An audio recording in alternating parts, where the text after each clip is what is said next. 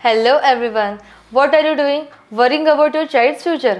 तर काळजी नका करू. फक्त मुक्ताई कॉन्व्हेंटला संपर्क साधा. Because here you get learning with the excellence, quality education, science-based activities, play-based games and interactive learning.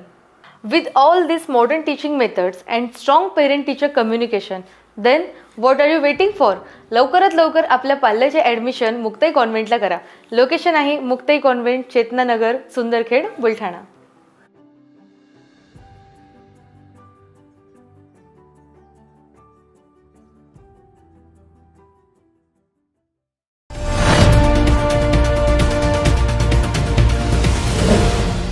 City news वसा जनसेवेचा.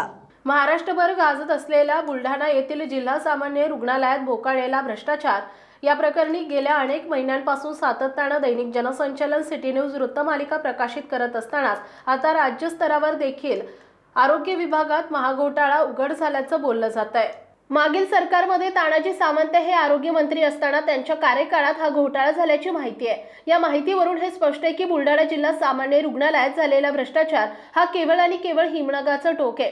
त्याखाली भ्रष्टाचाराचा महाकाय राक्षस दडलेला असण्याची दाट शक्यता आहे. हा सर्व भ्रष्टाचार खणून काढून भ्रष्टाचाराचा हा बकासूर नष्ट करणं गरजेचं आहे.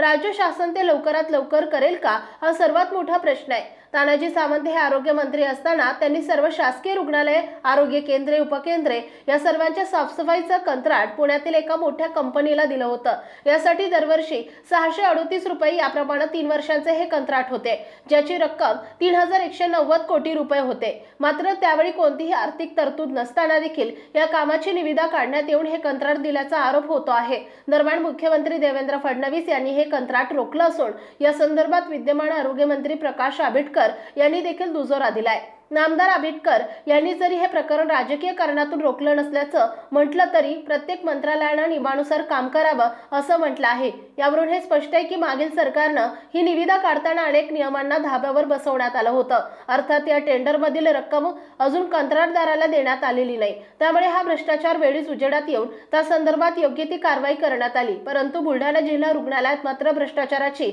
एक निरंतर मालिका गेल्या अनेक वर्षांपासून सुरू आहे. ती अद्यापही थांबली नसल्याचं दिसून येत आहे. या ठिकाणी उपकरणे, औषधी खरेदीपासून ते स्टेशनरी पर्यंत सर्वच ठिकाणी भ्रष्टाचाराचा कळस झालेला आहे.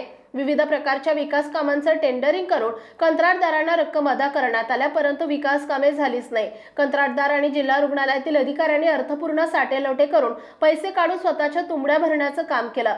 कॅशबुकात केलेली खाडाखड असो, स्टेशनरीच्या खरेदीत नियमबाह्य पद्धतीनं काम करून केलेला भ्रष्टाचार असो, कुठेही कारवाई नाही. विशेष म्हणजे या भ्रष्टाचारात गेल्या अनेक वर्षांपासून या ठिकाणी येऊन गेलेले जिल्हा शल्यचिकित्सक, आरोग्य अधिकारी तसेच अनेक कर्मचारी या भ्रष्टाचारात बरबटलेले आहेत. परंतु कारवाई मात्र अगदी शून्य आहे. केवळ भांडारपाल, प्रकाश बोते, हल्ली मुक्काम, गोरक्षण रोड परिसर, अकोला यांच्यावर बडतर्फ कारवाई करून भ्रष्टाचार दाबण्याचा प्रयत्न होतो आहे.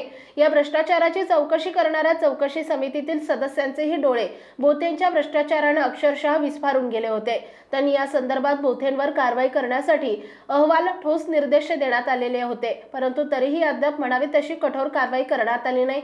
जशा प्रकारची तत्परता राज्य शासनानं तानाजी सावंत यांच्या टेंडरिंग संदर्भात दाखवली, तशीच तत्परता बुलढाणा जिल्हा सामान्य रुग्णालयाच्या भ्रष्टाचारासंदर्भात का दाखवली जात नाही, हाच मोठा प्रश्न आहे.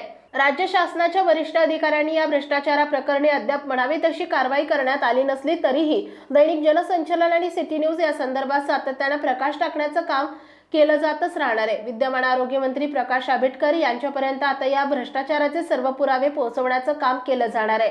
जोपर्यंत या भ्रष्टाचारातील दोषींची करोडो रुपयांची चलचल संपत्ती लिलाव करून येणारा सर्व पैसा शासन जमा करून आरोपींना गजाआड केलं जात नाही, तोपर्यंत ही मोहीम अशीच अविरतपणे सुरू राहणार. अजून बरेच काही पुढील भागात. City news Buldhana.